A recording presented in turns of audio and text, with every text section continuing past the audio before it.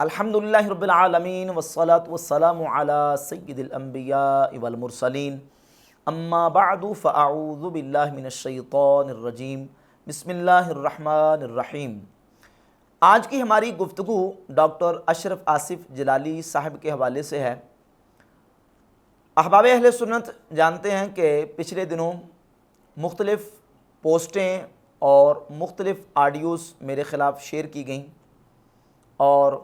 اس کے پیچھے جو وجہ تھی وہ صاف ظاہر ہے کہ میں نے یہ کہا تھا کہ مجھے ڈاکٹر اشرف آصف جلالی صاحب کے ساتھ تحفظات ہیں۔ ظاہر تحفظات یا اختلاف کسی بھی عالم کے ساتھ ہو سکتا ہے، تو اس کا تو حال یہی ہے کہ اس کا ازالہ مل بیٹھ کے اختلافات کا کر لیا جائے، ان تحفظات کو ختم کر لیا جائے۔ اس کی بہترین صورت یہ ہے کہ آپس میں ملاقات ہو، نشست ہو جائے، بالمشافہ بیٹھ کے ان اختلافات کو ختم کر لیا جائے۔ کچھ ایسی ہی کوشش ہم نے 12 مرتبہ ڈاکٹر صاحب کے حوالے سے مختلف ذرائع سے کی۔ بالخصوص میں نے کئی مرتبہ کوشش کی مختلف ذرائع سے کہ ڈاکٹر صاحب کے حوالے سے جو ہمیں کچھ تحفظات ہیں فکر رضا کے اعتبار سے، ان تحفظات کا ان سے ازالہ کروا لیا جائے، ان کے ساتھ بالمشافہ ملاقات کر کے جو اختلافات ہیں ان کو ختم کر لیا جائے۔ اور تقریباً 10 سال سے حسام الحرمین سے لے کر مسئلہ خطا تک جو چیزیں چلی آ رہی ہیں، وہ چیزیں ان کے سامنے پیش کر کے ان تحفظات کا ازالہ مقصود تھا۔ کوشش کے باوجود ڈاکٹر صاحب کی طرف سے ایک مرتبہ بھی موقع فراہم نہیں کیا گیا کہ تاکہ ہم ان کے سامنے چیزیں رکھیں اور وہ ان کا ازالہ کر دیں۔ تو اب احباب اہل سنت خود سمجھیں اور خود بتائیں کہ یہ اختلافات کس طرح حل ہو سکتے ہیں، ان تحفظات کا ازالہ کس طرح ہو سکتا ہے۔ ایک ہی اس کا بہترین حل ہے، یا پھر دوسرا اس کا حل یہ ہے، اس کا طریقہ یہ ہے کہ ہم ان اختلافات اور تحفظات کو سوشل میڈیا کے تھرو ان تک پہنچا دیں اور وہ سوشل میڈیا کے تھرو ان کے جوابات دے دیں۔ آخری یہی حال ہمارے پاس رہ گیا، اور پھر ڈاکٹر صاحب کی طرف سے اس بات کا باوثوق ذرائع سے یہ اظہار بھی ہوا، پہنچا ہم تک کہ وہ کہتے ہیں ٹھیک ہے آپ اپنی ان چیزوں کو سوشل میڈیا پہ ڈال دیں اور آن کیمرہ لوگوں کو بتائیں، اور لوگوں کو پتہ چل جائے گا کہ تحفظات کیا ہیں اور آپ کے پاس کیا دلائل ہیں۔ تو پھر وہی ذریعہ اختیار کرتے ہوئے آج کی گفتگو میں جو ڈاکٹر اشرف آصف جلالی صاحب کے ساتھ میرے تحفظات ہیں، ان میں سے پہلے نمبر پہ جو تحفظ ہے وہ ہے حسام الحرمین کے حوالے سے، وہ آپ احباب اہل سنت کے سامنے میں پیش کرنے کی کوشش کروں گا۔ تقریباً 10 سال پہلے ڈاکٹر اشرف آصف جلالی صاحب نے ایک نجی مجلس کے دوران گفتگو حسام الحرمین کے حوالے سے ایک سٹیٹمنٹ دی۔ اعلیٰ حضرت امام اہل سنت رحمۃ اللہ علیہ کی مسئلہ تکفیر میں احتیاط بیان کرتے ہوئے ایک خاص پس منظر میں، اور وہ خاص پس منظر کیا تھا، جسٹس کرم شاہ الازہری کے حوالے سے جو حضور تاج الشریعہ علیہ رحمہ کا فتویٰ ہے، وہ فتویٰ ڈسکس ہو رہا تھا۔ سائل نے سوال کیا اور کہا کہ جسٹس کرم شاہ الازہری کے حوالے سے حضور تاج الشریعہ نبیر اعلیٰ حضرت مفتی اختر رضا خان صاحب علیہ رحمہ کی تصدیق کے ساتھ مرکز بریلی شریف سے فتویٰ آ چکا ہے۔ تو ڈاکٹر صاحب نے یہ کہتے ہوئے اس فتوے کو ریجیکٹ کر دیا کہ وہ دوسرے ملک میں بیٹھے ہیں اور جسٹس کرم شاہ الازہری کا مسئلہ ہمارے ملک کا مسئلہ ہے۔ جس وقت مطلب انہوں کا مسئلہ ہی نہیں، وہ دوسرے ملک سے بیٹھے ہیں، انہوں نے جی کچھ لکھ گرنا تو نہ ہوئی تو جواب دے کر جس وقت ایک بندے دی بارہ سال مسئلہ نہ ٹکرا رہی تو نہ لکھنا ہے کافر، نالے وہ نامینیٹ بھی کوئی نہ ہوتے وچ بتلانا بننا ہے، مطلب وہ تو بکری گل ہے نا۔ یہ کہہ کے اس فتوے کو ریجیکٹ کر دیا اور ساتھ پھر مسئلہ تکفیر کو بیان کیا، اور یہ کہا کہ من شک فی کفرہ و عذاب فقد کفر۔ یہ لوگ جو 2 اور 2 4 رٹ کے بیٹھے ہوئے ہیں، انہیں کیا پتا کہ اس سے مراد مطلق الکفر ہے یا کفر مطلق ہے۔ تمہید ایمان وچ اعلیٰ حضرت حسام الحرمین فتویٰ چھپنے تو 7 سال بعد اعلیٰ حضرت تمہید ایمان لکھ دینے کہ ان مدعیان جدید کو میں ابھی بھی مسلمان سمجھتا ہوں، ہیں کون رشید گنگوئی تخلیل امبیٹوی۔ اللہ اچھا، کیا رشید گنگوئی تخلیل امبیٹوی کا سنو تم نے کہا رکھ چکے ہیں کہ اعلیٰ حضرت مسلمان سمجھ رہے ہیں۔ من شک فی کفر و عذاب فقد کفر، یہ دو لفظ کس بندے دینے؟ کفر تو مراد کفر مطلق ہے، مطلق الکفر ہے. یہ ساری بات مطلب دو چار والے رکھ کے بیٹھے پتہ ہی کوئی نہیں پتا واپس کیے گل کرنی کس طرح، چلانا کس طرح. اور پھر اعلیٰ کی تکفیر کے حوالے سے احتیاط بیان کی کہ اعلیٰ رحمۃ اللہ علیہ نے تو دیکھے اسماعیل دہلوی کی تکفیر نہیں کی، اور اعلیٰ رحمۃ اللہ علیہ نے حسام الحرمین چھپنے کے 7 سال بعد تمہید ایمان میں یہ کہا کہ میں ان کو ابھی تک، ان مدعیان جدید کو ابھی تک مسلمان جانتا ہوں، اور وہ کون ہیں؟ وہ ہے رشید گنگوئی اور خلیل امبیٹوی. یہ سٹیٹمنٹ ہے ڈاکٹر اشرف آصف جلالی صاحب کی، جو کہ خلاف واقعہ، خلاف حقیقت ہیں، قابل گرفت ہیں، قابل مواخذہ ہے. اور اس حوالے سے ہم نے شروع سے کوشش کی کہ یہ چیز ان کے سامنے رکھ کے اس کا ازالہ کروایا جائے اور ان سے اس کلام سے، اس گفتگو سے رجوع کروایا جائے، لیکن بالمشافہ ملاقات کا انہوں نے موقع نہیں دیا. اور یہ بات بھی میں اس کا تھوڑا سا پس منظر بیان کرنا ضروری سمجھوں گا تاکہ عوام بھی اس مسئلہ سے اور اس بات سے بالکل آگاہ ہو جائے. حسام الحرمین یہ حرمین طیبین کے اس وقت کے 34 علماء کی تصدیقات ہیں جو اعلیٰ حضرت امام اہل سنت امام احمد رضا خاں محدث بریلوی رحمۃ اللہ تعالی علیہ کی کتاب المعتمد المستند کے اوپر ہیں. امام اہل سنت امام احمد رضا خاں محدث بریلوی رحمۃ اللہ علیہ نے اشرف علی تھانوی، رشید احمد گنگوئی، خلیل امبیٹوی اور قاسم نانوتوی ان کی گستاخانہ اور کفریہ عبارات پر حکم شرعی بیان کر کے حرمین طیبین کے علماء کے سامنے اپنا یہ فتویٰ پیش کیا.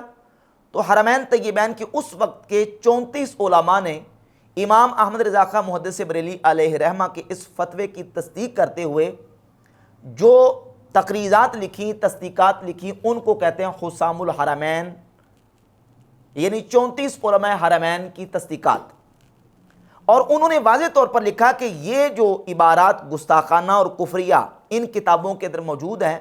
بالخصوص تحذیر الناس قاسم نانوتوی کی کتاب کے اندر، یہ واقع کفر ہیں. اور ان کے قائلین کے بارے میں حکم بیان کیا کہ یہ ایسے کافر ہیں من شک فی کفرہم وعذابہم فقد کفر، جو ان کے کفر اور عذاب میں جاننے کے باوجود شک کرے گا وہ مومن نہیں ہو سکتا، مسلمان کہلانے کا حقدار نہیں ہے. حسام الحرمین کی پھر ہندوستان میں 350 علماء نے تصدیقات کی جو کہ الصوارم الہندیہ کے نام سے شائع ہوئی. اب یہ ساری چیزیں بالکل طے شدہ ہیں کہ جن مولویوں کے خلاف اعلیٰ حضرت نے کفر کا فتویٰ دیا، حرمین طیبین کے علماء نے تصدیقات کی، ہندوستان کے علماء نے 350 علماء نے تصدیقات کی، ان کا کفر اجماعی اور اتفاقی ہے، ان کے کفر پر اجماع اور اتفاق ہو گیا. بالخصوص کتاب تحذیر الناس، جس کے اندر مولوی قاسم نانوتوی نے نبی کریم صلی اللہ علیہ وآلہ وسلم کی ختم نبوت زمانی کا انکار کیا، اور صفحہ نمبر 41 پر یہ لکھا کہ سو عوام کے خیال میں تو رسول اللہ صلی اللہ علیہ وآلہ وسلم کا خاتم ہونا بئی معنی ہے کہ آپ کا زمانہ انبیاء سابق کے زمانہ کے بعد اور آپ سب میں آخری نبی ہیں، مگر اہل فہم پر روشن ہوگا کہ تقدم یا تاخر زمانے میں بالذات کچھ فضیلت نہیں ہے. یعنی نبی کریم علیہ السلام کا خاتم النبیین بمعنی آخری نبی ہونا یہ عوام کا خیال ہے، اس کو عوام کا خیال قرار دیا، جبکہ یہ مسلمانوں کا اجماعی، حتمی، سمعی، قطعی، جزمی عقیدہ ہے. اور صفحہ نمبر اسی کتاب کے 65 پہ جا کے نانوتوی نے یہ لکھا کہ بلکہ اگر بالفرض آپ کے زمانے میں بھی کہیں اور کوئی نبی ہو، جب بھی آپ کا خاتم ہونا بدستور باقی رہتا ہے. اور اسی کتاب کے صفحہ نمبر 85 پہ لکھا بلکہ اگر بالفرض بعض زمانہ نبوی صلی اللہ علیہ وآلہ وسلم کوئی نبی پیدا ہو تو پھر بھی خاتمیت محمدی میں کچھ فرق نہ آئے گا. تحذیر الناس کی یہ عبارات یقیناً کفریہ عبارات اور نبی پاک صلی اللہ علیہ وآلہ وسلم کی ختم نبوت زمانے کا انکار ہے. اسی بنیاد پہ حرمین طیبین کے علماء نے، ہندوستان کے علماء نے، بالخصوص اعلیٰ حضرت امام اہل سنت رحمۃ اللہ تعالی علیہ نے ان پر کفر کا فتویٰ دیا اور اس پر اجماع اور اتفاق ہو گیا. لہذا جو جاننے کے بعد ان عبارات کو کفر نہیں مانتا اور ان کے قائلین کو پھر بھی مسلمان مانتا ہے، علماء نے واضح لکھ دیا کہ من شک فی کفرہم وعذابہم فقد کفر. جو جاننے کے بعد بھی ان کے عذاب و کفر میں شک کرے گا وہ مسلمان نہیں ہے۔ اب ہوا یہ کہ پاکستان میں جسٹس کرم شاہ الازہری نے اسی کتاب تحذیر الناس کی تصدیق و تائید کرتے ہوئے اپنی تقریباً 46 سال کی 45 یا 46 تقریباً اتنے سال کی عمر تھی، سب کچھ عیاں تھا، واضح تھا، جاننے سمجھنے کے باوجود کتاب تحذیر الناس کی تائید و توثیق کی اور یہ لکھا کہ حضرت قاسم العلوم رحمہ اللہ کی تصنیف لطیف مسمى بہ تحذیر الناس کو متعدد بار غور و تأمل سے پڑھا اور ہر بار نیا لطف و سرور حاصل ہوا۔ ایک تو غور و تأمل سے پڑھا اور ہر بار پھر کہتے ہیں نیا لطف و سرور حاصل ہوا۔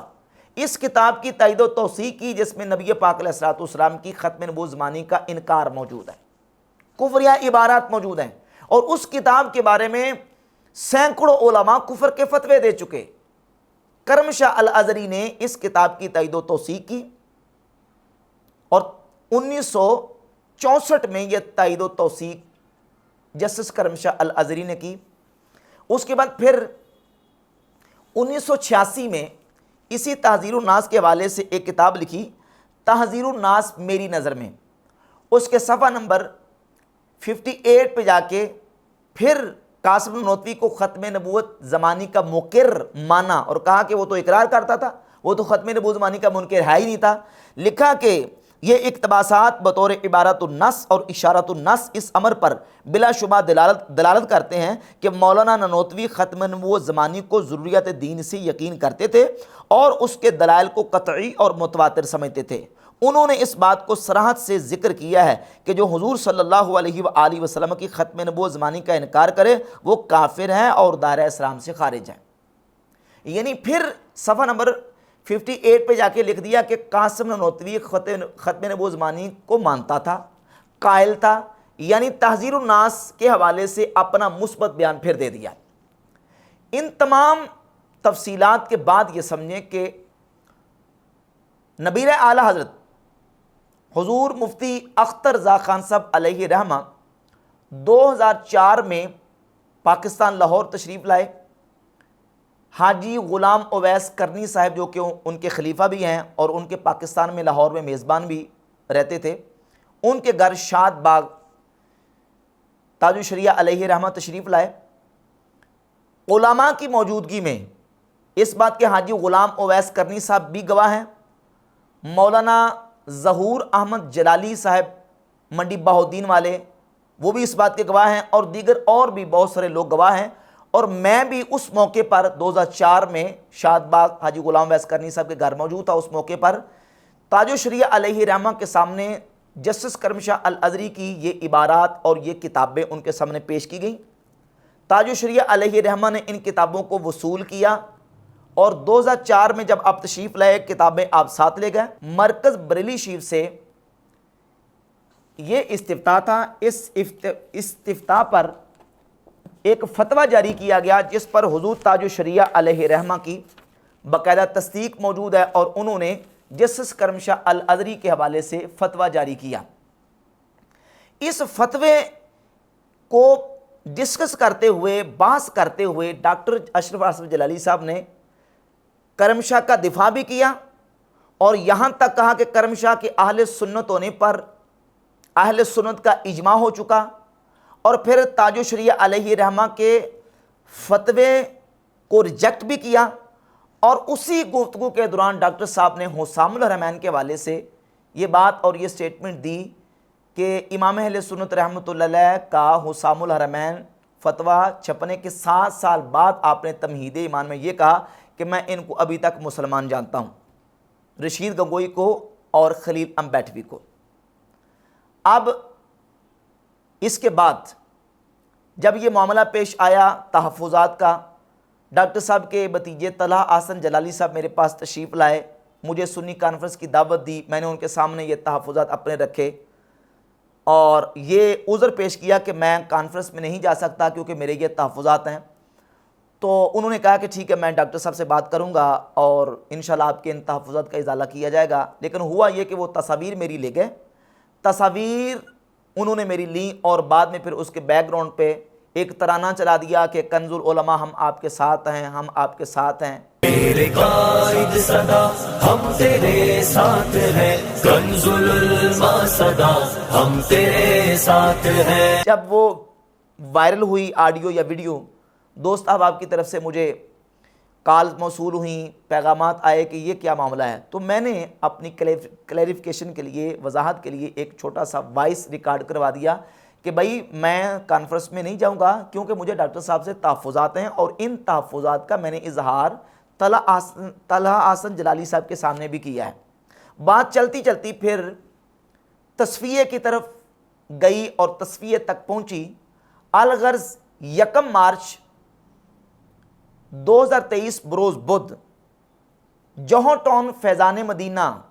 دعوت اسلامی کا مرکز ہے، وہاں مفتی محمد ہاشم خان صاحب المدنی